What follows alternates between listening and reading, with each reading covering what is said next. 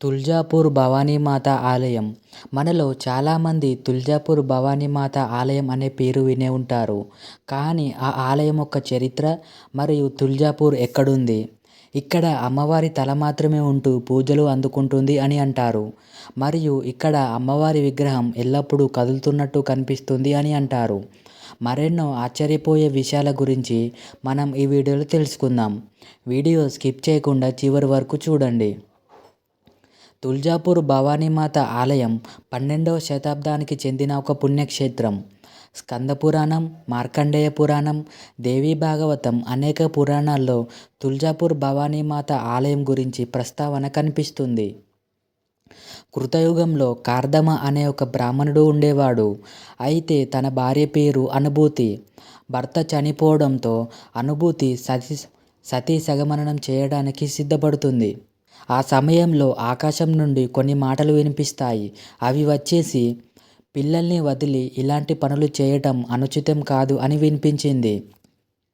ఆ తరువాత అనుభూతి తన యొక్క మనసు మార్చుకొని యమునాచలంలో దీర్ఘ తపస్సు చేయడం మొదలు పెడుతుంది. ఆ యమునాచల ప్రాంతమే ఇప్పటి బాలక్ఘాట్. అలా అనుభూతి యోగ సమాధిలో ఉన్నప్పుడు రాక్షసుడైన కుకుర్ అనుభూతిని చూస్తాడు. ఎలా అయినా సరే ఆమెని సొంతం చేసుకోవాలని అనే ఆలోచనతో ఆమెని బలవంతం చేయబోతాడు. ఆ సమయంలో అనుభూతి అమ్మవారిని వేడుకుంటుంది.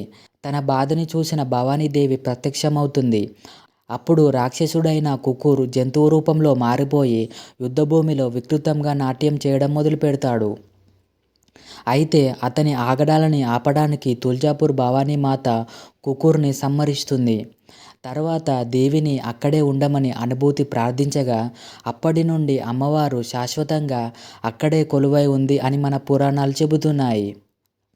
ఆపదలో ఉన్న భక్తుల ప్రార్థనలు విని వెంటనే ప్రత్యక్షమయ్యే మాత కనుక దేవికి త్వరిత అనే పేరు వచ్చింది. మరాఠీలో తుల్జా అంటే త్వరితగా ప్రత్యక్షమయ్యే దేవత అని అంటారు. భక్తుల కోరికలు త్వరితగా తీరుస్తుంది కనుక దేవిని త్వరిత అని, తుల్జా అని, కాలక్రమేణా తుల్జా భవాని అని పేరు ప్రసిద్ధి పొందింది. గురుచరిత్రలో తుల్జా భవాని అమ్మవారి గురించి చెప్పడం జరిగింది. అనారోగ్యం పాలైన నందిశర్మ అనే ఒక భక్తుడు తన యొక్క వ్యాధి నివారణ కోసం తుల్జాపూర్ భవానీ మాతని ఉపాసించడం మొదలు పెడతాడు.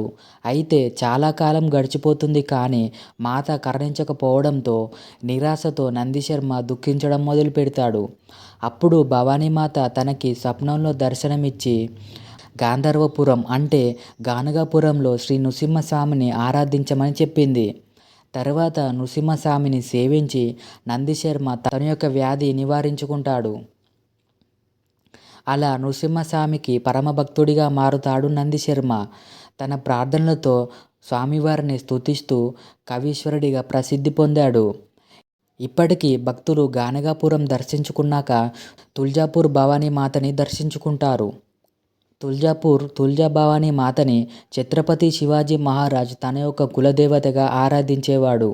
అవును, తరచుగా ఛత్రపతి శివాజీ మహారాజ్ తుల్జా భవానీ అమ్మవారిని దర్శించుకునేవాడు అని అంటారు.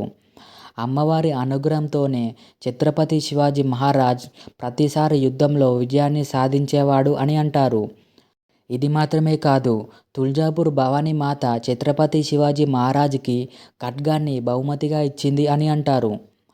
మనం తుల్జాపూర్ భవానీమాత ఆలయం వెళ్ళినప్పుడు ఆ ఆలయం ఒక ఆలయంలాగా కాకుండా ఒక కోటలాగా కనిపిస్తుంది. ఆలయంలో మరో అద్భుతం శకునవంతి. ఇది ఒక గుండ్రటి రాయి. అది ఒక రాయి మాత్రమే కాదు, అమ్మవారే శిలగా ఇక్కడ ఉంది అని భక్తులు నమ్ముతారు.